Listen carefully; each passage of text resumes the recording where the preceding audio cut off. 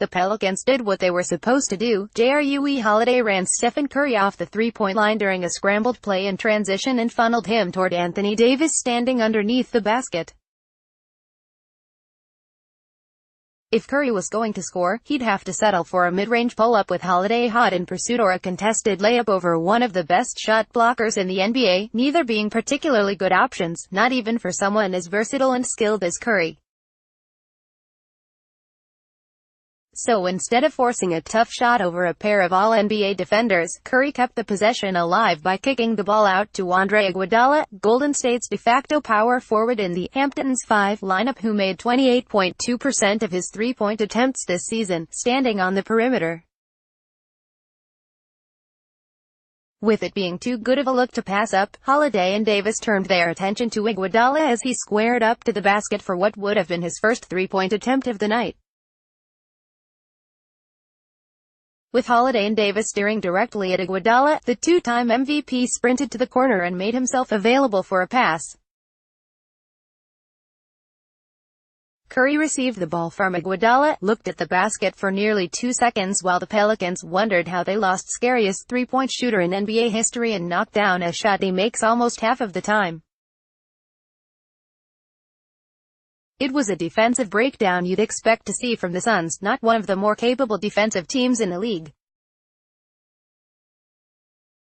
Only the Pelicans aren't the first team to completely lose track of Curry. The Warriors star scored in the same way multiple times in the Western Conference Finals against an even better defensive unit. As soon as the Rockets thought they had done their job in keeping Curry out of the paint, he would give up the ball and sprint toward an opening on the perimeter for a catch-and-shoot three-pointer. There were times when Curry's teammates would help him get open by setting a screen on his defender as he made his way to the corner. But it wasn't always necessary. Those plays are a perfect example of what makes Curry one of the scariest scorers the NBA has ever seen. While he's known more for his ability to create his own shot off the dribble, Curry made 57.0% of his two-point pull-ups and 41.0% of his three-point pull-ups this season, marks few players could match. He's equally as devastating without the ball in his hands. According to NBA.com, Curry converted 43.9% of his catch-and-shoot three-pointers during the regular season, which helped him rank near the top of the league in scoring efficiency off screens, spot-ups, and handoffs.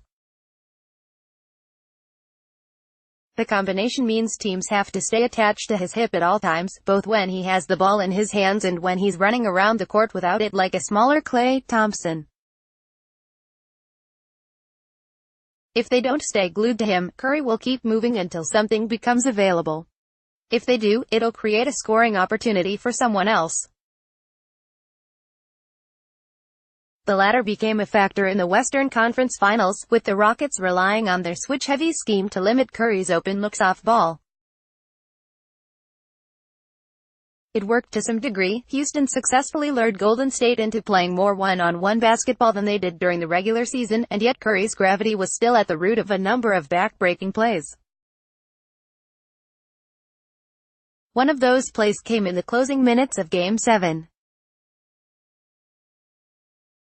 Looking to extend the Warriors' lead to double figures, Curry found himself in a familiar situation, only this time the Rockets did everything they could to prevent him from breaking free by having Eric Gordon go underneath Draymond Green's screen and James Harden switch off Green and onto Curry. In doing so, Green was left alone for a split second, setting up a chain reaction that ended with Thompson draining an uncontested three-pointer from the opposite corner. Curry didn't get any credit for Thompson's basket, but he was the reason the Rockets forgot about the second-best shooter in the league on one of the most important possessions of the game. There's no doubt the Rockets could have defended the possession better. Had Gordon and Harden been on the same page, they would have switched assignments sooner and lived with Gordon guarding Green in the post and Harden guarding Curry on the perimeter.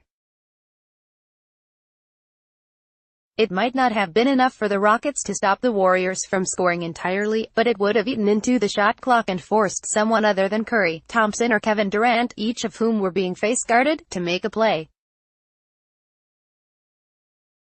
Even so, having a knockdown shooter like Curry who is comfortable running around off-ball makes defenses rotate in unusual ways. It happened several times against the Pelicans in the second round and the Rockets in the West Finals, and it will likely happen more than once against the Cavaliers in the NBA Finals.